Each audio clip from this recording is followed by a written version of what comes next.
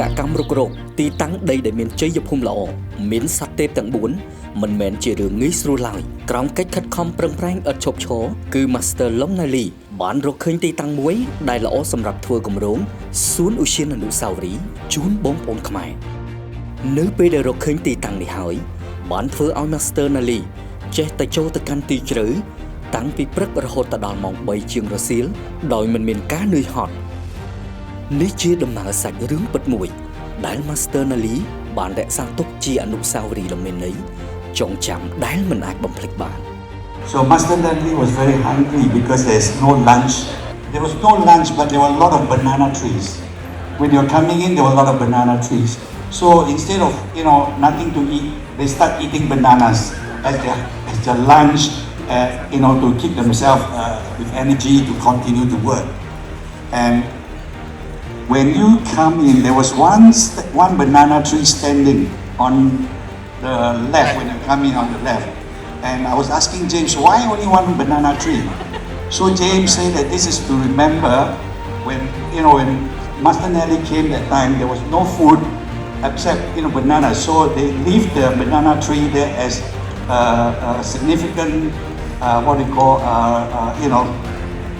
reminder or history piece, so to speak. So on the way, next time you go on the way out, look out for the banana trees, right? So that was the only tree that was left behind.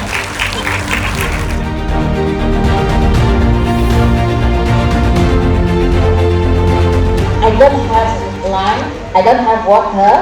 but in the farm have banana.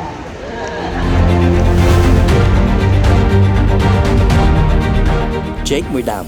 ដែលមានផ្លែតែមួយស្និតនោះបានคล้ายទៅជាអាហារថ្ងៃត្រង់សម្រាប់អ្នកគ្រូចែករំលែកដល់ក្រុមការងារដើម្បីមានកម្លាំងបន្តដំណើរទៅមុខទៀតហើយក៏បានคล้ายទៅជាផ្នែកមួយនៃការរំលឹកនិងការចងចាំមួយដ៏មានន័យមុននឹងគម្រោងនេះត្រូវបានកើតឡើងរំលឹកដល់សាច់រឿងនេះភាពអស្ចារ្យមួយបានកើតឡើងគឺនៅចំកន្លែងដដែលមានដើមចេកមួយដើមបានដុះមកថ្មីហើយចេញផ្លែត្រឹមតែមួយស្ទងមានតែមួយស្និតដូចគ្នាទៅនឹងកាលពីដំបូងដែលរំលឹកអនុស្សាវរីយ៍ដ៏មានន័យមួយដូច្នេះហើយ Master Nali បានរៀបចំនិងថែទាំបានយ៉ាងល្អចំពោះដើមចេកមួយដើមនោះមកដល់ពេលបច្ចុប្បន្ននៅលើទឹកដីគម្រោង Yin Paradise And also the land because she told us a story about the banana tree that impressed me a lot. And they could actually have some food, some snack. Yes. So she was grateful for that food, and she kept the tree, that's the banana tree, alive. That means she's also a grateful person. She takes and she gives back to the land. This is one of the most important quality in a person that takes but gives back.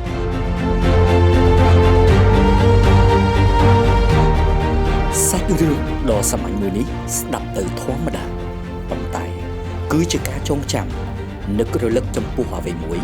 ដែលបានជួយទ្រទ្រង់កម្លាំងបន្តដំណើរស្វែងរកទីតាំងទឹកដីដ៏អស្ចារ្យដែលបានសាងលទ្ធផលមកដល់ពេលបច្ចុប្បន្នស្ថិតនៅលើទីតាំងភូមិសាស្ត្រដែលមានថាមពលចក្រវាឡធាតុទាំង5មានហុងស៊ុយល្អពីធម្មជាតិដែលអាចជួយដល់កូនចៅគ្រប់ជំនាន់ជាពិសេសគម្រោងនេះប្រកាសណាស់នឹងបានសាងមោទនភាពសម្រាប់ប្រទេសកម្ពុជាទៅកាន់ពិភពលោកសាច់រឿងអំពីដើមចេកមួយដើមជាមួយផ្លែមួយស្និតបានបង្កប់នូវមេរៀនដ៏មានអត្ថន័យដោយ Master Nali បានលើកឡើងថាផឹកទឹកឲ្យនឹកប្រភពដែលស្ដែងបញ្ជាក់ពីការដឹងគុណនៅអ្វីមួយឬនរណាម្នាក់ដែលបានជួយយើងក្នុងគ្រាលំបាក